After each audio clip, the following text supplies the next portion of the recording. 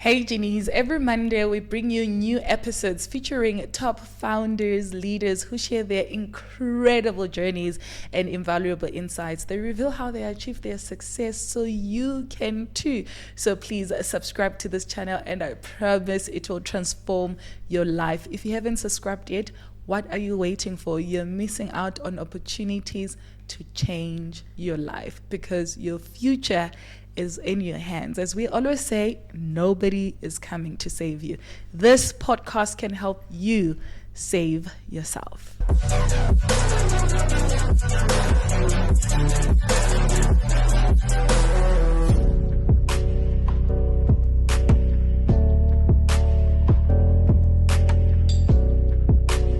Welcome back to Access Genie, the podcast that opens doors to success in the world of entrepreneurship.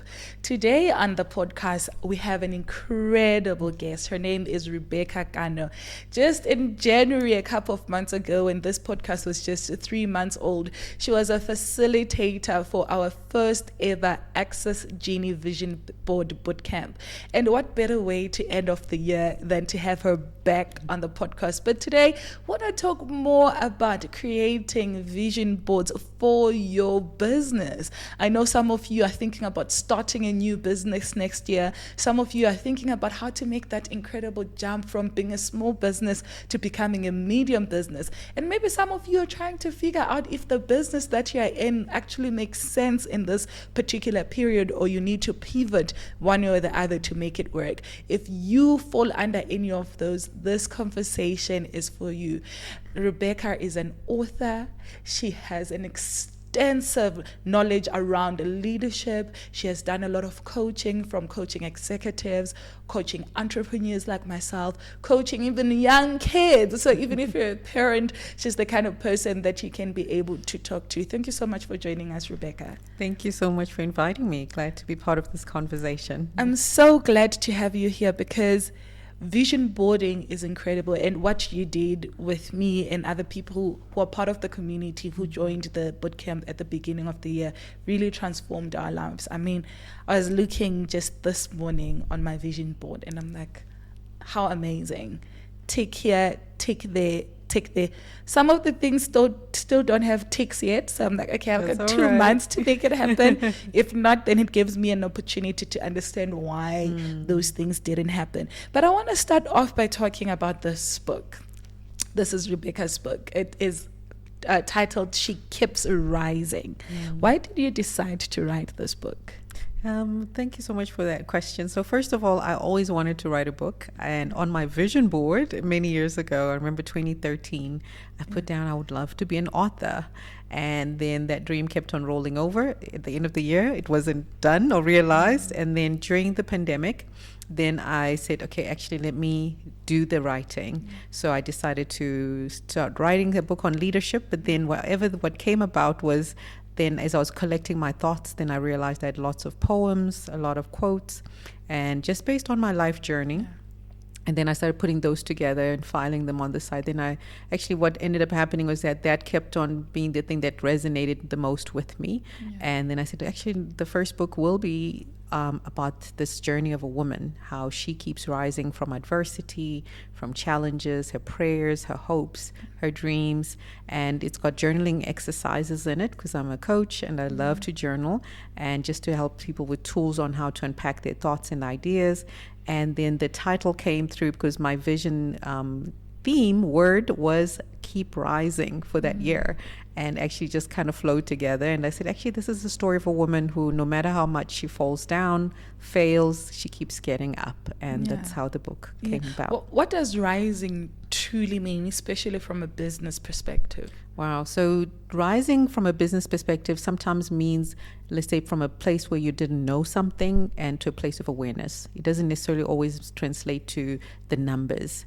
But if you're sales driven, I always say sales are a transaction of a service or a product for money, whatever the payment comes in. So you also can rise in sales. You can increase your levels of how you're producing and progressing. So for me, rising is really a lot to do with progress, where you're moving from one state to the other. And it could be linear, sometimes it could be upward, and sometimes you got to pause, and there's rise in that sometimes when you're just making mentally, you're rising from a place maybe of despondency, and you're just having a clearer vision for your business as well. So I think sometimes we always translate rising for businesses as just, oh, when I'm making the numbers all the time and it's sales and the money's in the bank. Yes, definitely that's an evidence of rising, but I think mentally, and your approach to business, where you pivot, and your learning agility as well, where you learn something from each experience, and connect with your clients as well, where they actually be the ones to support your business and uplift your brand to the rest of the marketplace. Talking about pivoting, normally you need to be uncomfortable, or things need to go so wrong, and sometimes you even need to be scared that you're going to lose everything that you worked for, or you're going to lose part of your dreams for you to be able to pivot. At what point in your life did you truly understand the meaning of pivot? Can you take me back to that time where you experienced something and you're like, okay, Rebecca, this is the time to pivot? Oh yeah, that was 2019, 2020.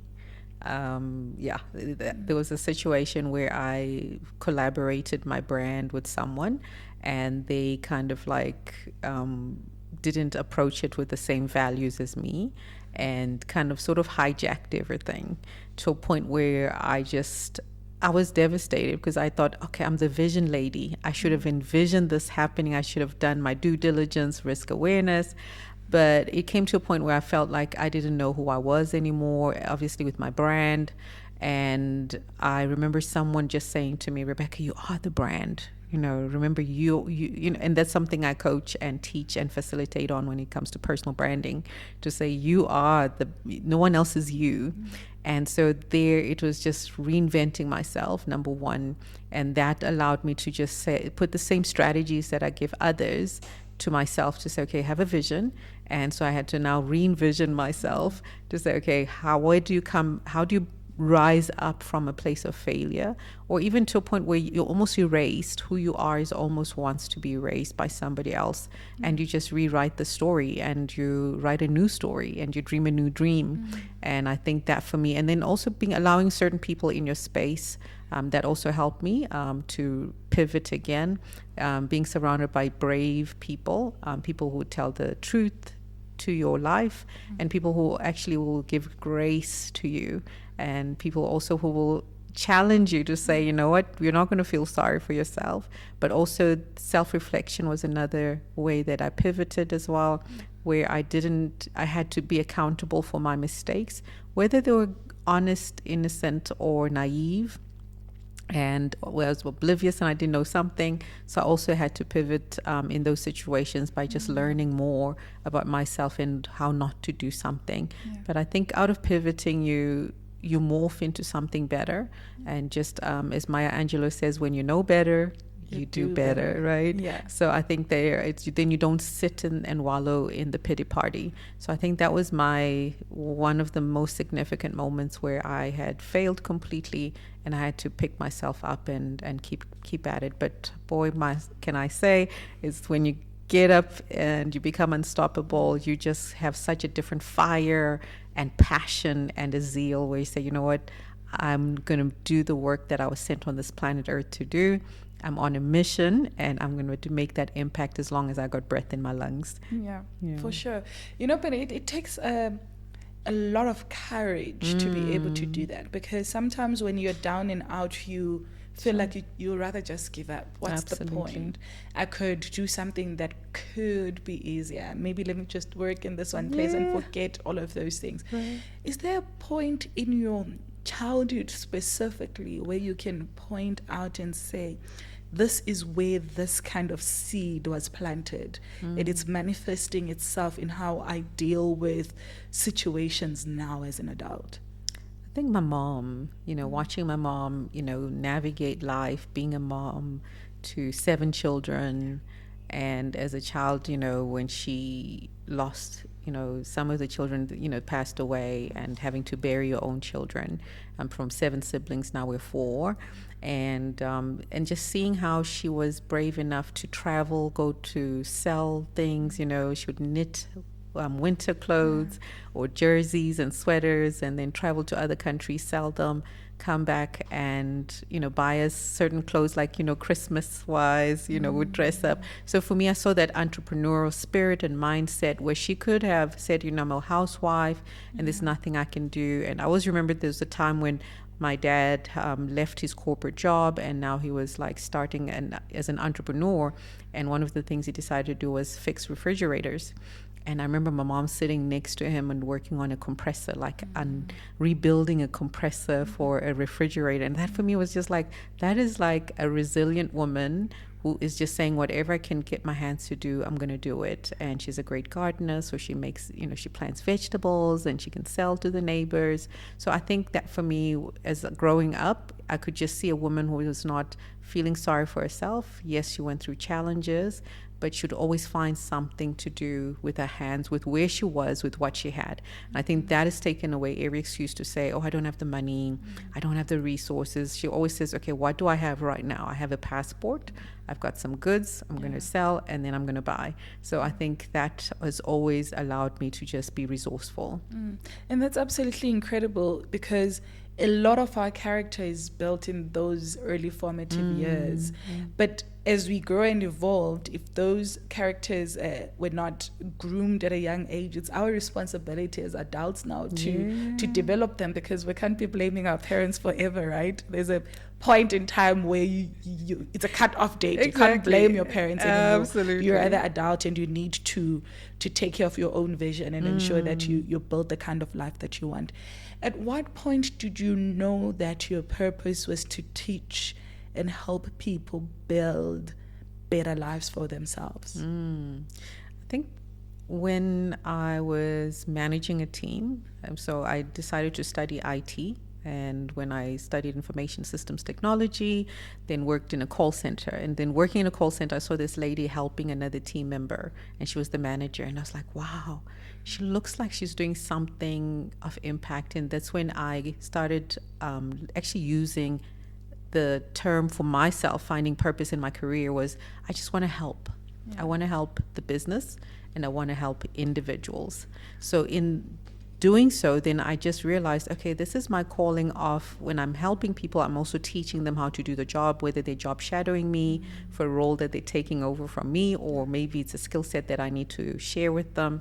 And then later on, as I managed teams and managed departments, then I also found people would come to me, and ask me advice for their career. They'd ask me advice for relationships, for their lives. And here I've got a main job in a technical field, but I also had this life purpose, a passion project where I was coaching and mentoring others.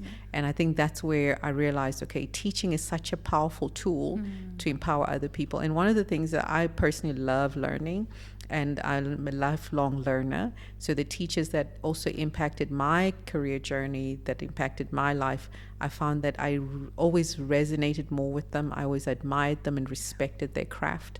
And that's when I just said, actually, this is what I'm going to do. So I found my purpose in teaching through working in corporate, because some of the side projects I would work with the CSR team and go help work with the youth and then do some training there, or I'd help with the job shadowing programs and women empowerment programs. So you end up, there's an element of teaching as well. So that's where I find myself. Yeah. So when time came to write this book, She Keeps Rising, what was happening at that particular moment where you said, this is the time and this is me rising again? So as I mentioned that, there was a situation where my brand had just been stripped off of me, and I felt like I'd lost everything. And also my children were, moving to live in another country, because coming from two divorced family. So that for me also was a point where I was kind of like finding me, without, just the title of mother. Now you're not an empty nester, but now the children are actually like off and they're launching into their, adult world. And so that was a time when I was writing the book as well, just to find who this woman is. And besides the role of a mother, besides the role of a corporate leader and a CEO, besides being someone's wife, who am I? And I think that was that it was in a dark space, but it also was a part of I'm clawing myself out of that dark hole, and I'm going to make it no matter what, even if it's one day at a time, even if I'm crawling through the mud. And I think some of the poems in the book actually, give out a story of some of those moments. Yeah, and that's absolutely incredible, because I believe that difficult times in our lives help us build more character and more resilience for the greater things that we're always trying to build and achieve in our lives. So because I have you here, and this is the end of the year, everyone is trying to plan for the new year, figure out what that new year is going to look like.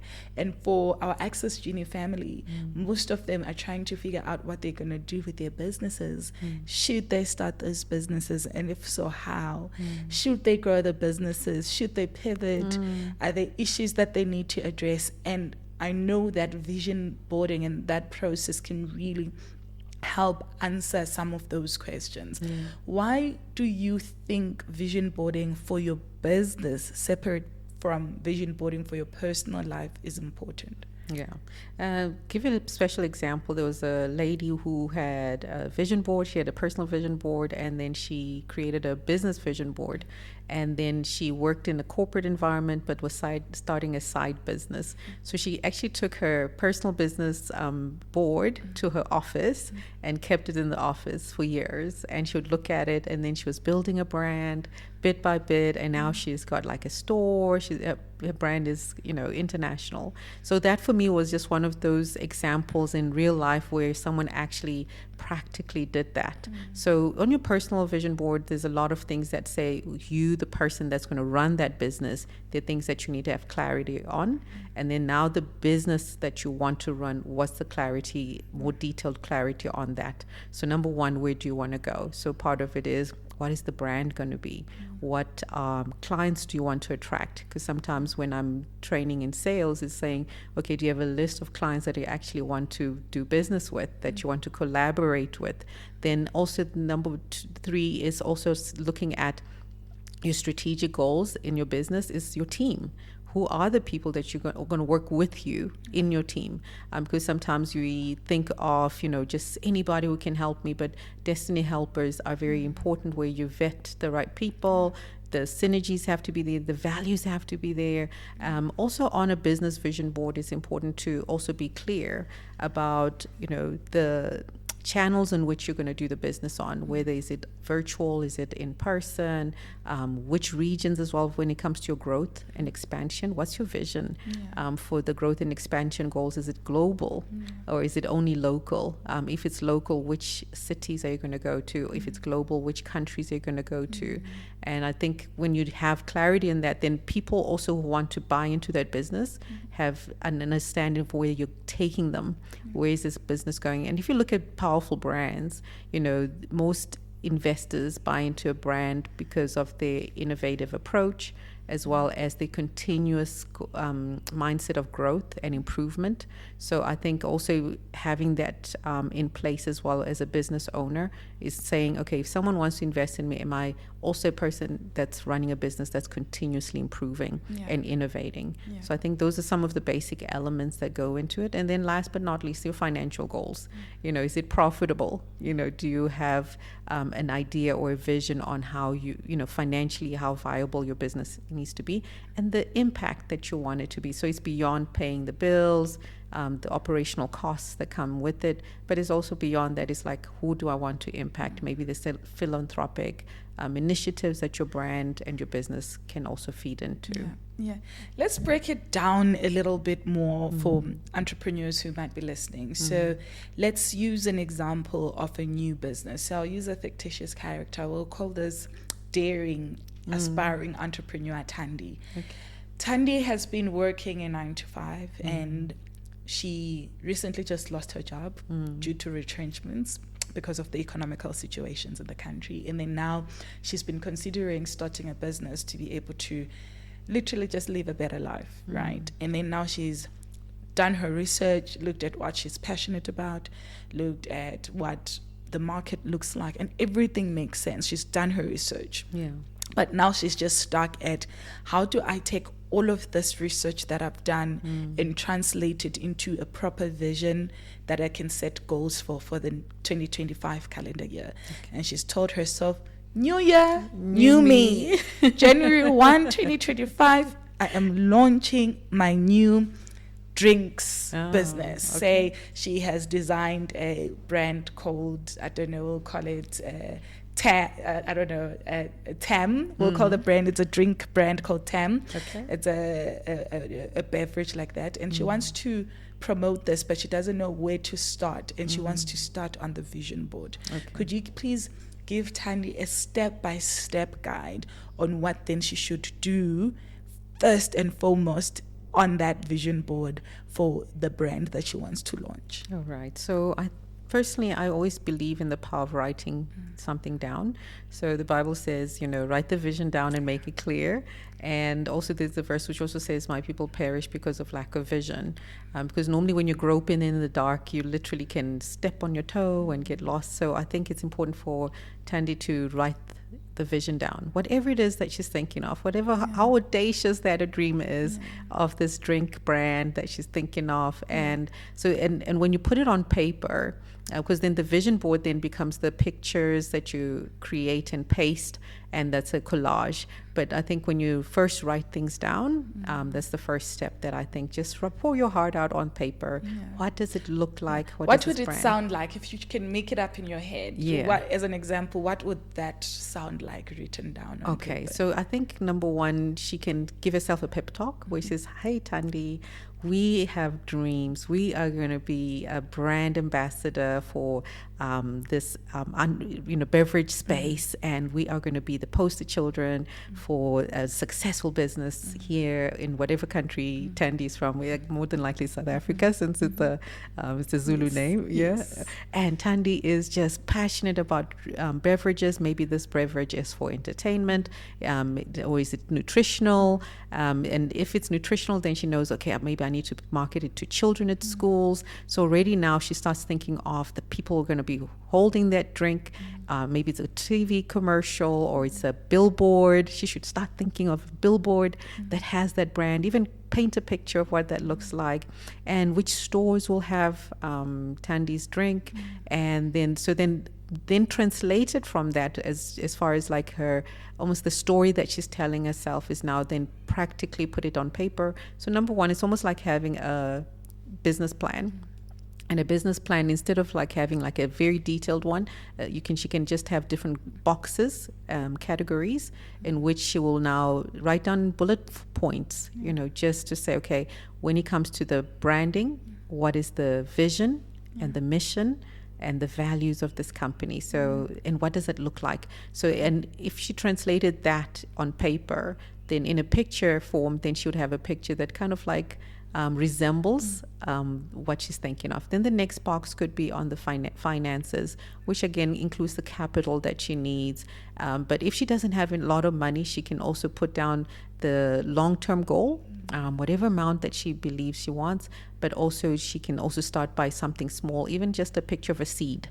Could be, okay, you know what, everything starts small and then it becomes like a big tree. So I think just writing things down first, and then the pictures are able to translate what she's visually imagining for it to be. Yeah, that's absolutely incredible. What role does visualization play in this process early on? Because when you're talking about billboards, etc., I'm even seeing this Tandy that I've never made, that I just made up. Exactly, right? And I'm like, I see her standing there just thinking about it, seeing it on the shelf of Pick and Pay and Star, and how the packaging would look like.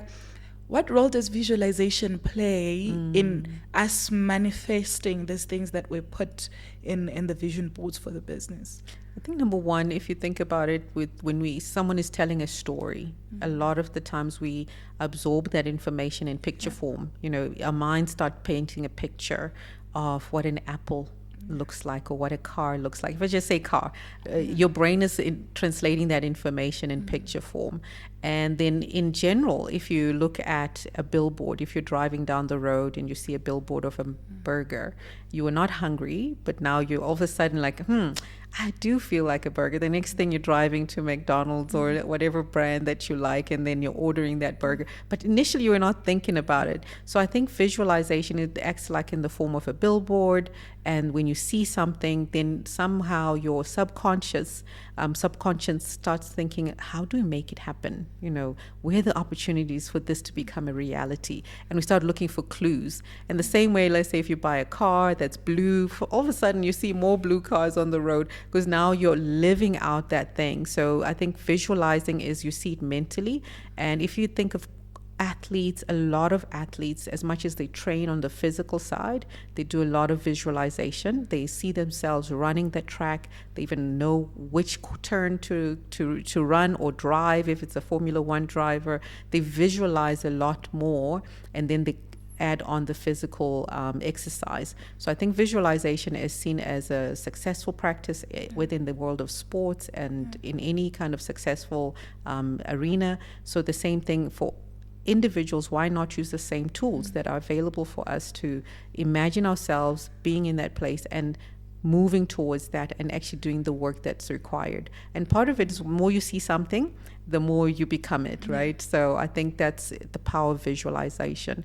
And you create new pathways in your brain as well, like learning. The same way a child learns ABCs, the more they see the ABCs, the more they sing the ABCs, guess what? Now they know the whole alphabet, but they started off maybe in threes, in little bite sizes, and the more they're exposed to the books, then they become, now they can spell a word, they can now write a sentence.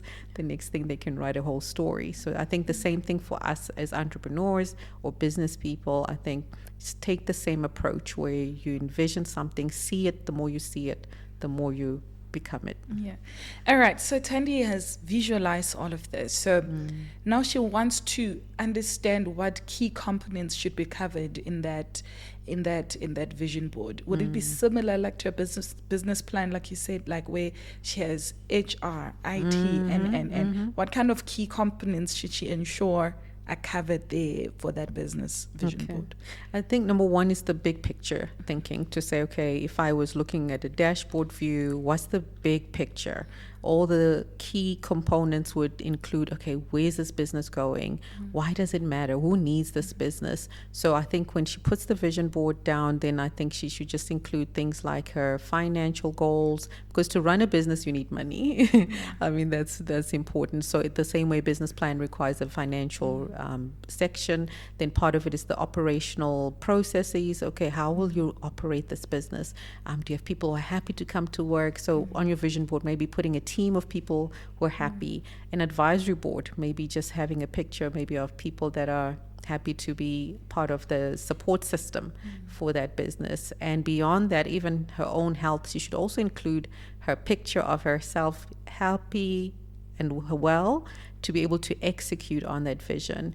And then also part of the business is maybe a picture of the brand. If she can't find a picture of the brand for herself, then she can find brands that inspire her. So I think it's important to also see who else is doing what you're doing. They're not always your competition. They can be a source of inspiration, and they could also collaborate with you. So I think it's important for Thandi to also put pictures of brands that inspire her and evoke that emotion for her to say, you know what, if they can succeed, I too can do. And it looks attainable because they've done it before, no matter how difficult it might be. Yeah. But Thandi is like, okay, Rebecca, I hear you, but I've got a big fear. I hear that 95% of businesses fail within the first year, and from the 5% that's left, 3% fail within the first 5 years. And it's so hard. How do I understand my finances? Because I feel like if I keep an eye on my finances, my business has a better chance of survival. What should you say to her, and how would she use a vision board to keep track of her finances and make sure that the revenue and expenditure matches what she wants to build at the end of the day? All right. So I think number one, people should also understand that vision boards are a tool that enables you in your personal and business development. So it's not necessarily the thing that's going to make it happen. So it's a tool. And then having a vision board, it's more the big picture, and it's a picture that's saying, okay, this is what it looks like. However, the nitty-gritty work she has to do is also still be able to write down her budget and still have tools, let's say whether it's an Excel spreadsheet or an app or maybe a CRM system, whatever it is that works easiest for her. But I think when someone is starting like a Tandi, a book, just to write down what she's spending, her budget. So number one, how much money is coming in, her income, and then her expenses, what are the costs of running the business, and then her goals for her profits as well. So when she starts off, I normally recommend people to write down a 3-year financial plan, in basic plan, very simple, how much money is coming in. Is a lot of the people, when it's the first year, it's capital intensive, so you're not really going to be able to realize a lot of profits. So you can start off by saying, okay, I might not break even, I might actually run at a loss technically. Then the second year you might break even. Then the third year is when you can start seeing some profits. But if you happen to see profits in the first year, great. But at least mentally and financially sound principles, you are prepared to not be able to make that profit right away because you're busy building the foundation of the business. So I think Tandi also needs to be aware that, when you're building a foundation, a lot of things are not visible, you're deep in the trenches. And so put in the money, the work, the effort that needs to go in there.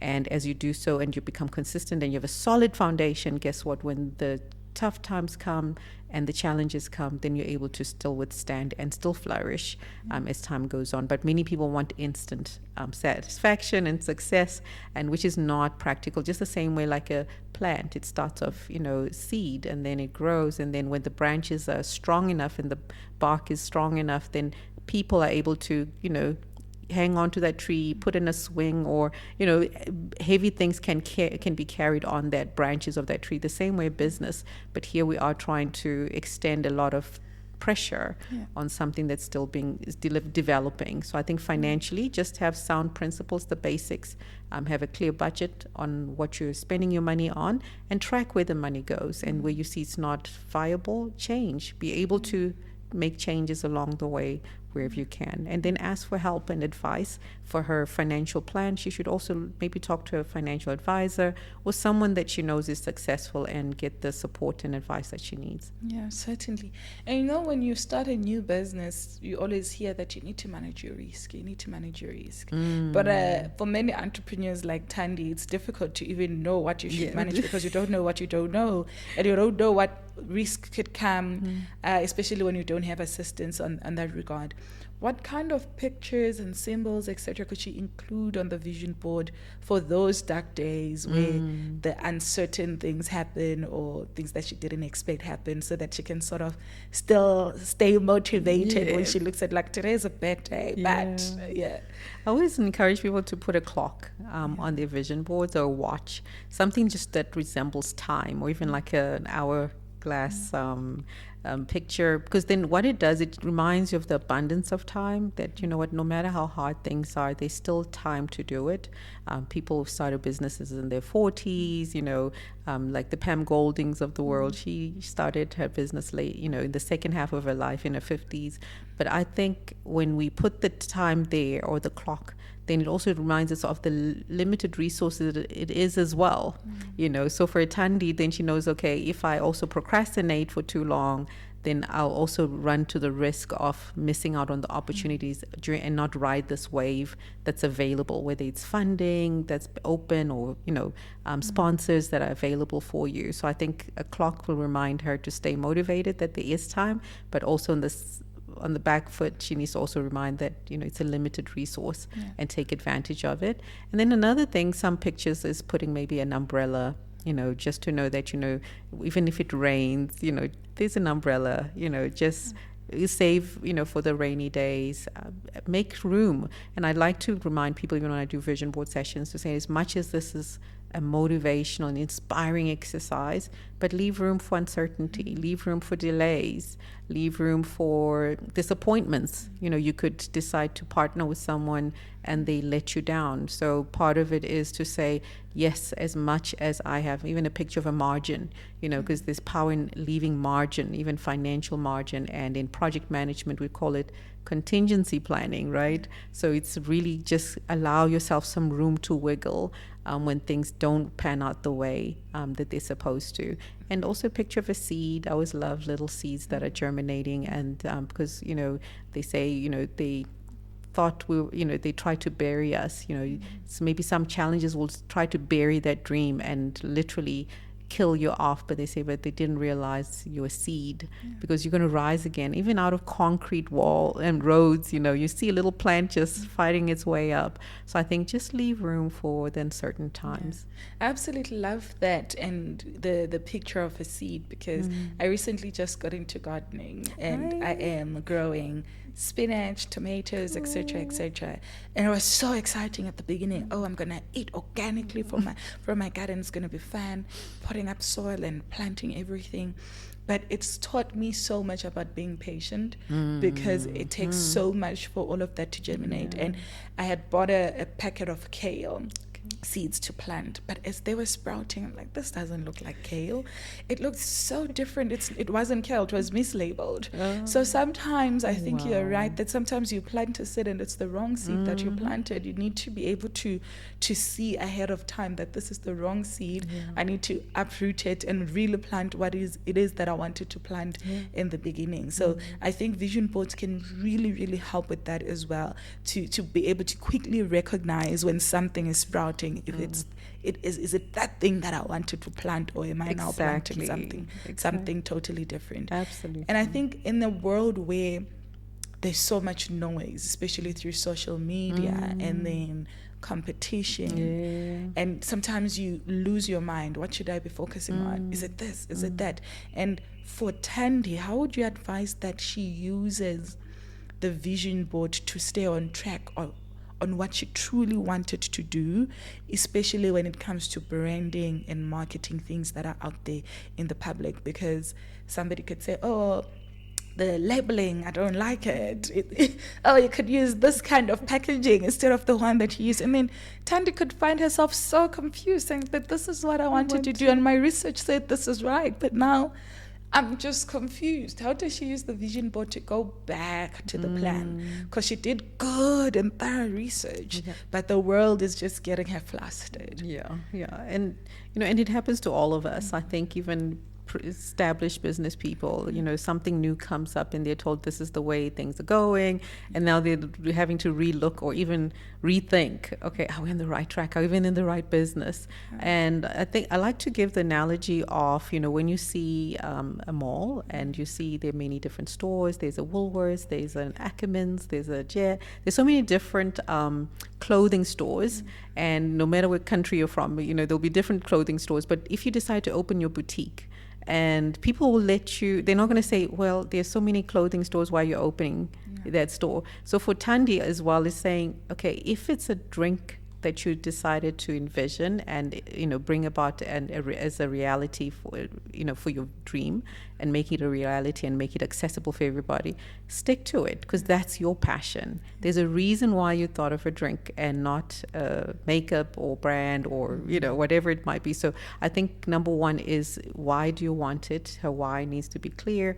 And then as she looks at a vision board, she keeps on reminding herself, like, this is why I started. Yes, there are many people, even a friend might start a drink brand, and then that can also fluster Thandi, like, wait a minute, it was my idea. But I think if Thandi still focuses on her vision to say, but this is the drink that is going to serve my target audience, maybe that person, there's plenty of room. And I think that brings me back to abundance mentality. If you have abundance mentality and not a scarcity mentality, then you're going to be saying, there's room enough for all of us. There's opportunities for all of us. So looking at the vision board will continue to almost be her, her guiding, campus, to say, okay, yes, all this noise is happening, but this is my true north. This is what I'm going to do. And it might be just for such a time as this, and maybe it might expire in 10 years' time, but I'm still, while I'm at it, I'm going to do this. So I think the vision board is always just a nice direction, something to give her direction on what she needs to do. I've personally had to do that for myself, when I do training. I did a training for this young business lady where she's got a team where she started a cosmetic brand, but it's more for skincare. And she was showing me like the old packaging and now the new packaging. And she was saying, this was when I started. I liked the reminder because I had a vision of the newer packaging, but I still had to start with what I had. So I think it's part of it. It's just continue to improve and pivot and adjust along the way. And there's a book that I read called The Lean Startup by Eric Ries. And I think that's such a beautiful book where he just talks about agility, where it's like, just continue to make the corrections as you go.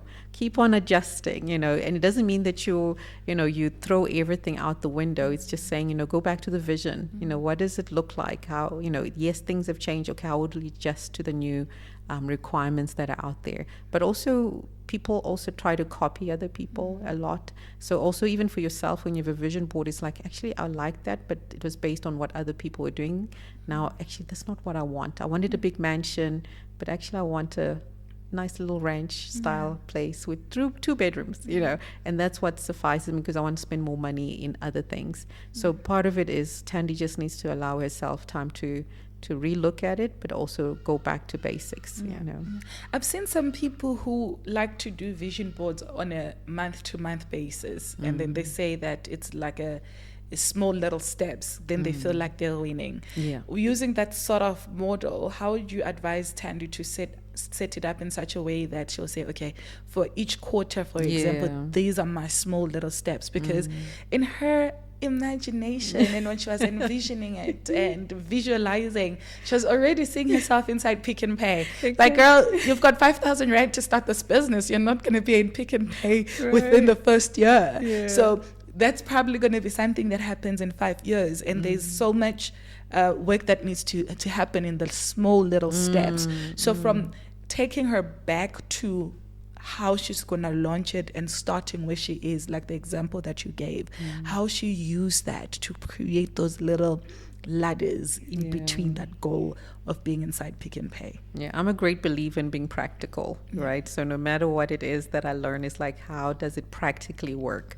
So the calendar is always a great tool for all of us, so by just looking at the year, and then as you look at the year, the year is broken down into quarters, right? Every 3 months you look around and you see, okay, the first half of the year, that's like the first 6 months, and the second half of the year. So if Tandy can just say to herself, okay, the big picture is what do I want to accomplish at the end of the year, but then bite-sized steps now to make it happen. She just needs to look and say, okay, the first 3 months, okay, are there markets that are happening? So if it's winter season, is this product going to sell in winter or more in summer? So if her drink is more like a refreshing drink, or is it a year-round kind of drink, like, your Aura's type of drink? So she might say, okay, let me go for markets, where are the markets in my area close by, and then see how people are responding, what are their comments, and then based on that, every 3 months she says, okay, I need to do some kind of selling activity, whether it's going to a market or going to my community, or I need to sell to my friends, or even just do a tasting event. So that could also be like a sip and paint, but it's Tandy's drink, sponsored by Tandy's drink. So as long as she's doing some activities every 3 months, then she's accountable to the time she has, and she's also keeping track of the progress she's making. And then at the end of the year, then she can tally back and say what's worked, what didn't work. And then also talking to I think also with Tandy's business, also it's a little bit tricky because obviously she needs to look at the rules and regulations that are out there, the safety, health and safety rules, and be compliant to what she needs. Also maybe certificates that she needs to apply, and some certificates might take a year to get them, to get accredited, and then she needs to get the stamps of approval from the boards that have to give her that approval. So she can also do it in parallel while she's doing the testing. She can also try to make sure that she's got her systems in place. So I think Tandy can do it every 3 months. She can say, okay, admin activities as well as the marketing and sales activities. And sometimes even when you have a vision and things in a board, you realize that no, man, this doesn't work. I need to sort of change my vision here and there. What kind of steps do you think she should be regularly doing to check if what's happening in the real world is in line with what was in the vision and they're still in unison? Yeah, there's a term called relevancy quotient, right? Where it says how up to date are you, in all that you're doing, whether it's as a person, as a business. And that's when I mentioned earlier, like to say, okay, you know what, when someone wants to support your business, they want to know, is it going to, does this have traction and does it have a longevity?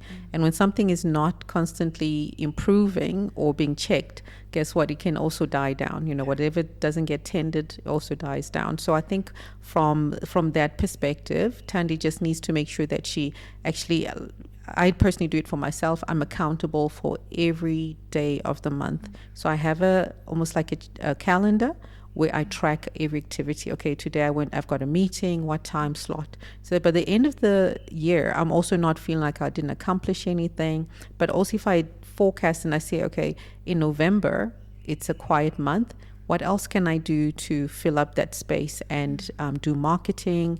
Maybe I just need to do some digital marketing campaigns or whatever, because now I'm not selling. Maybe the markets are closed, and then December is quiet. There's festive season, so Tandy can look at it, and then she can look again for January. So I think it's also adjusting the activities that she needs to do by keeping a tracker for herself. I call it a project tracker, or she can call it a time tracker or her management system.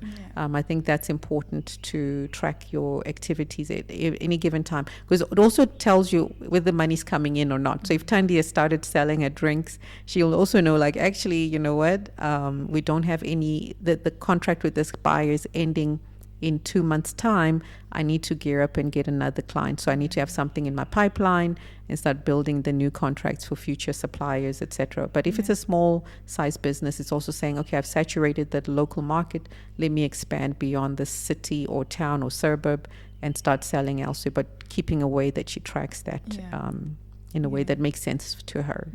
Accountability is definitely key, but sometimes we are not so great of being accountable to ourselves. That's why I always also advise getting accountability partners to sort of help you through your journey as a new venture. And one of the things I've seen really work is appointing people who are knowledgeable in the space and different industries that you need within your business that can help you, maybe by becoming an advisory board that can sit together once every quarter, whatever it may be, to help you. How would you advise Tandy to set up an advisory board for this new business that can really help her stay accountable, but more than that, to also teach her things that she doesn't know, because you'll have somebody who's great with marketing, somebody great with strategy, great with finance, great with AI and technology, and all of those different industries that could be critical to building a successful business. I think Tandy should just start first with the people around her. If she does like a short audit of who's in a network, and then she says, okay, you know what, sometimes it's the relative, it's the uncle who's a businessman, or the auntie who has, done quite a lot in finance, and she just needs to look close to who's in a community, immediate community. If they offer her that support, then she should reach out, because sometimes we do look for people with established businesses and they're far out, but then they don't have time. They might be willing to support her. So I think Tandy also needs to understand that some people would love to help her, but they don't have the time. So if people also say, maybe Tandy approaches someone and then they don't have time, but they refer someone else, they say, talk to Ancilla. She'll help you. Tandy should also be okay with going to Ancilla and not saying, well, I wanted to talk to so-and-so and now she's passed me over to someone else. Guess what? When they refer you to someone, they've actually trusted you enough to have access to their network. So I think Tandy should just be open to seeing who's in the immediate proximity, number one. And then the other thing is also, if she does approach someone, she should also be accountable for managing the time with them. She schedules the time, confirms what time they're available. She should drive the frequency as well of how often they need to meet, instead of waiting for the other person to now lead because it's her vision. She needs to do that. And then also to implement, she needs to go back to the people that she is getting advice from and telling them what she's done. I've found so much fulfillment in meeting so many people where they come for advice and they always come back 6 months later, a year later, 3 years later. Rebecca, that thing that you mentioned, I've implemented it. Guess what? They find joy and they'll keep pouring and say, actually, you know what? I know someone who can help you now based on where your business level is at, and they can take you to the next space. So I think she should just not really try to reach out for people who are not available. She should just go for people who are quite, accessible to her. And then also when something is not working, she should be okay to saying to the person, you know what, thank you for the help, and I'll definitely reach out to you when I need to. For now, I don't think we'll need to meet. Instead of just ghosting the people that she might have also invited, because sometimes we do make that mistake of like not knowing how to end the relationship with some of the advisors that we've called into our lives. And also when things are bad, when you're in a vulnerable state, know who to trust. Not everyone that you call as in your advisory board is can hold your information in a certain way. So also be okay with finding another person to help you along the journey. So and be okay with feedback, because it can be uncomfortable. You're prodded on and people are like dissecting your budget. It can be very uncomfortable. So be brave in the discomfort, because it can only make you better. And I know that you're a leadership expert. How does she prepare herself to be a leader? Because Thandi is used to working under someone, and now in this new year she has to be the boss and lead people. Okay, so like you said, no one is coming. You're the one you've been waiting for. But I think as much as that's true, that also says that if Thandi has clarity on where she wants to go, the right people will come and support her. But when she lacks vision and she lacks, and she's waiting for someone to rescue her or to do things for her, then people don't show up. I think that's the nature of life, right? When we just feel sorry for ourselves, people are attracted to someone who's doing something. And even if you're going the wrong direction, they're like, okay, actually, turn left a little bit more. So I think Thandi just needs to know, number one, her vision is important and is valid. And she's the one who needs to be able to water that seed, but she might not know everything. So she can leverage on the knowledge of others and the wisdom of the team that comes through with her. And leadership also is not a title. It's also, where you also you have influence and impact. So even if she is a quiet leader, even if she is a person of quiet strength, she can also still have a leadership skill set where, number one, she can learn how to lead by reading books, going for leadership sessions. That's leading a team now. But also she needs to lead herself. So leading herself is important. And also just that influence and impact that she needs to make. As long as she's seeing results, she'll be able to flourish. And there are many people who always say, I never thought I'd be a leader. And yet, because they were passionate about what they were doing and the impact they knew their business would have, they were able to rise to the occasion. Now they are seen as industry leaders. But at one point, the Thandi was said, you know what, I've always worked for somebody else, not for myself.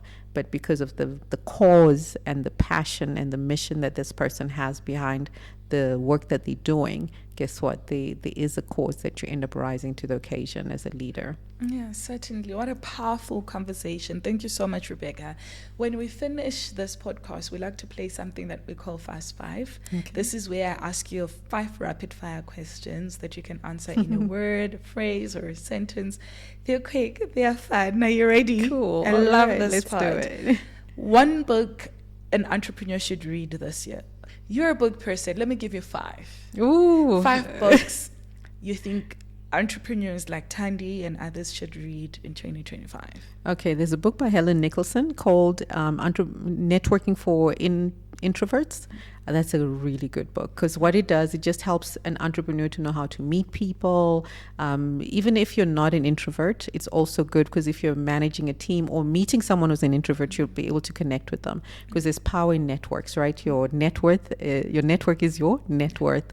In Networking for Introverts by Helen Nicholson.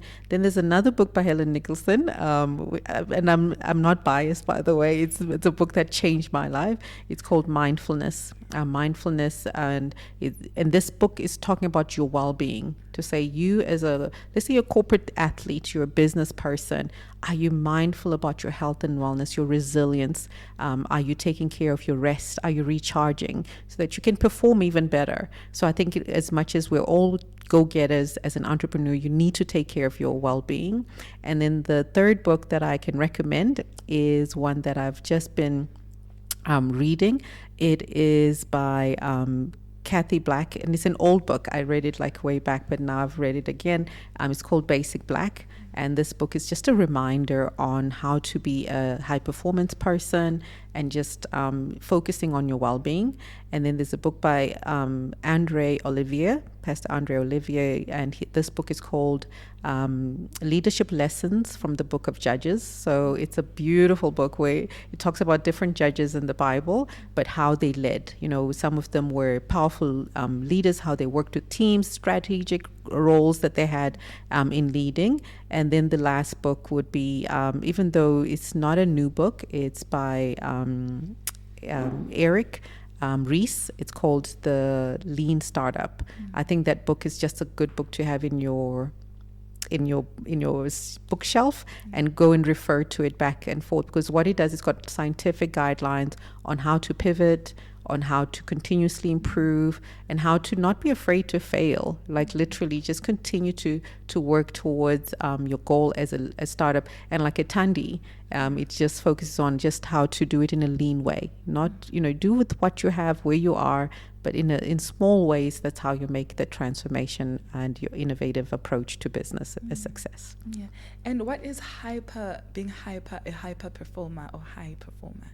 A high performer is almost like saying, okay, if I am running the Olympics, so all the gold medalists, if they were all put in a room, that's definitely, but then also gold medalists can run the same race together, but the differentiator is in seconds, right? That, one is half of a second faster than you, or one is 1 second, less faster than you. So I think it's just saying all of us have talents and skills, and we all have strengths.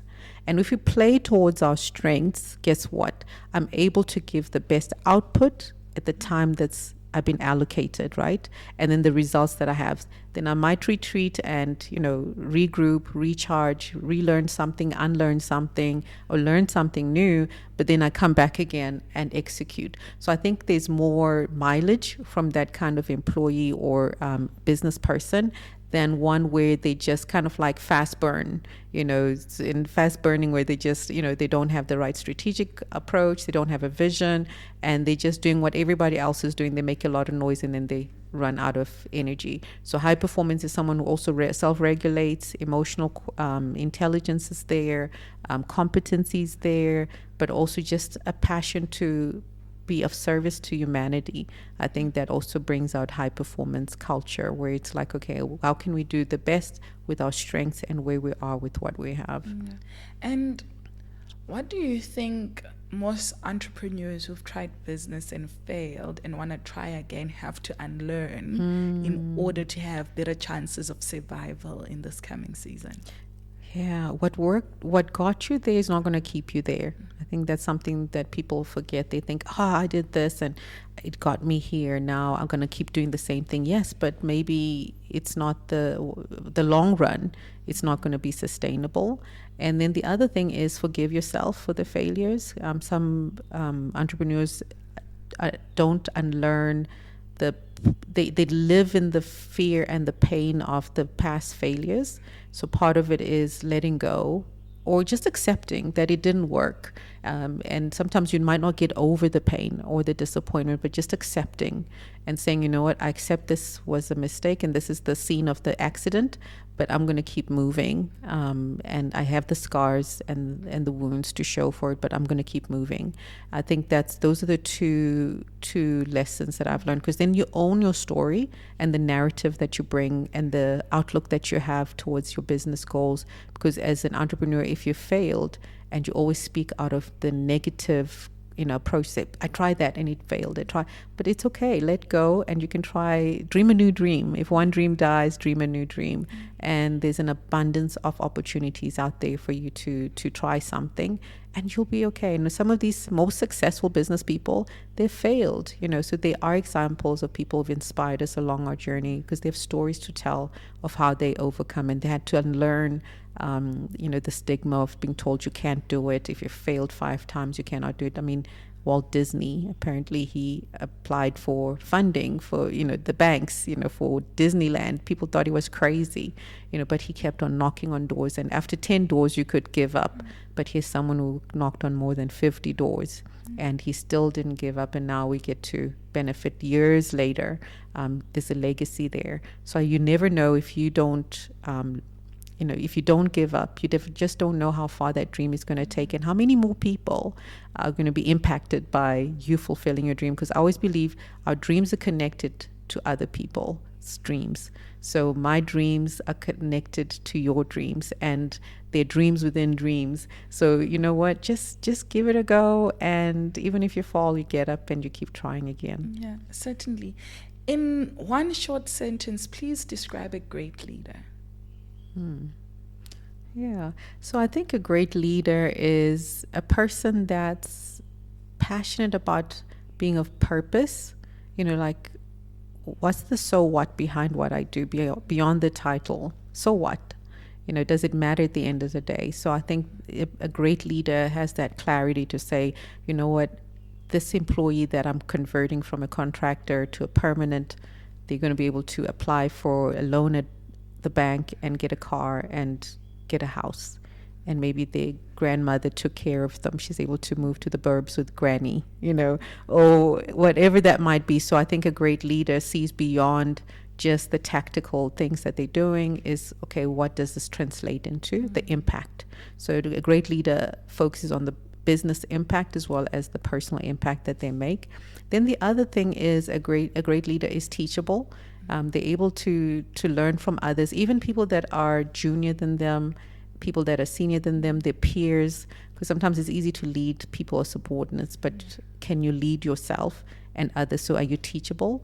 And then I think the last thing is a leader should be able to take ownership and responsibility of the business, to treat it as their own. Even if you're working for someone, it's up to you. Need to take ownership of the mission that's at hand, instead of like blaming the team and saying, oh, they didn't do it, or the customers didn't buy, or the service provider didn't do this. So always, shifting the blame. Take ownership, not necessarily unwarranted blame, but I think take ownership as much as it relies on you to succeed. Because the minute we just say, you know what, I will deal with the risks, I'll deal with the failures, I'll deal with the success, taking time to celebrate, but I think taking ownership, full ownership of the vision that and the birth of the dream that you have, and saying, I'm responsible to feed this baby, to change the diaper when it's messy, but also to be there to support it, but also to let go when it's time to let go as well. Yeah. And one word to describe 2025 for entrepreneurs. Okay.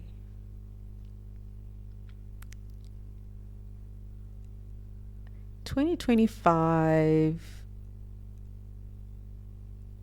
I think it's going to be like one of those like years where, things are just going to be unpredictable.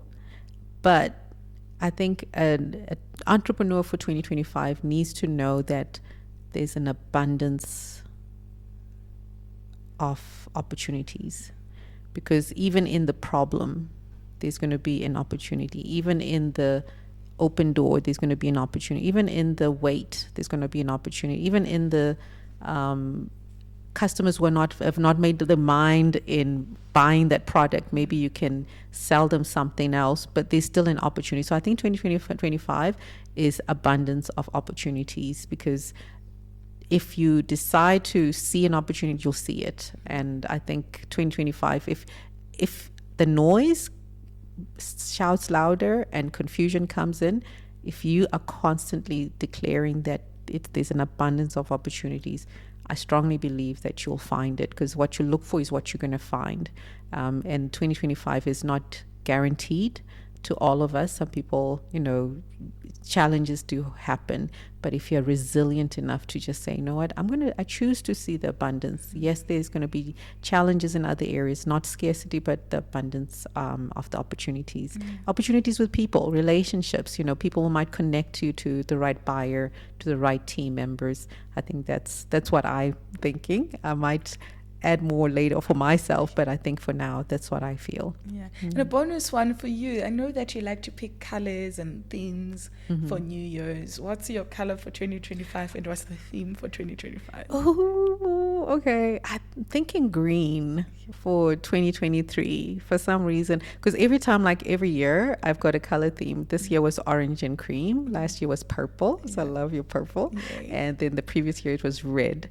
And then I always find like I gravitate to certain colors during the year. So this time it's like this beautiful rich green and rich green and blue. So I'm looking towards that, just for the gift of life, the richness of life, flourishing, nature, and God just nurturing our dreams to be evergreen and be fruitful. So I'm looking at that. Amazing. And your beautiful book can really help those who want to rise, journal, and put their dreams right here. Where can they get it? No, I'm on Instagram. So it's a self-published book. So I haven't published it with a publisher. So I'm working on that for next year. So I'm working with someone to do that. But you can always inbox me and we'll get it to you. Yeah. So and my handle is Vision Leadership Coach on Instagram. Yeah. Vision Leadership Coach. Yeah. Thank you so much, Rebecca. This was such an incredible conversation, and I know all of you at home were really inspired. No matter where you're watching from, rush and run to Instagram and go and grab this book by Rebecca Kano that you can find through her Instagram. But more than that, she shares inspirational content on her Instagram, and she's always open to helping young entrepreneurs and young people build the kind of lives that they want. Thank you so very much for watching. And I just want to take this opportunity to say thank you to our studio partner, Photographers Galore. Thank you so very much for supporting us throughout this entire year. You've made our vision for this podcast a big success. And if you also want to up your content game in 2025, maybe you want to start your own podcast, or you want to do short videos, or you want to do long form videos, or just do pictures, Photographers Galore is the studio for you. They've got an incredible team of content creators that can help you do just that. And maybe you're like, I'm great, I'm taking my own content, I'm just looking for space. Isn't the space beautiful? You can actually use the space as well. Please use the booking details that are on the description below, as well as on your screen right now. And if you use my discount code, you'll be able to get yourself a 15% discount. And please stay dreaming, because like Rebecca said, remember, what got you here might not be what will get you to the next space or the next phase of your life. Until next time.